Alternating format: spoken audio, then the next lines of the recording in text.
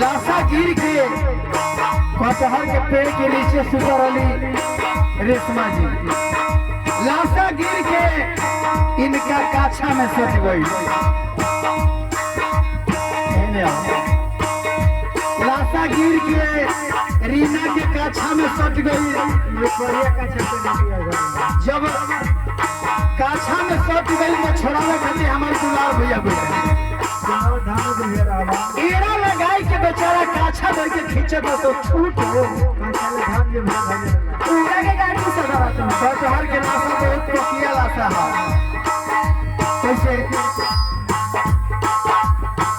लाशा छोड़ गई भैया दुलारा भैया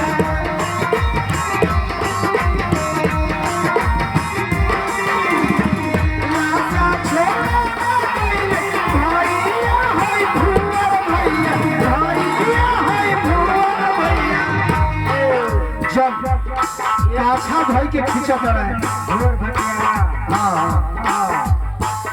काम भाई लाशा को ही भागल काछा लाशा को ही भागल काछा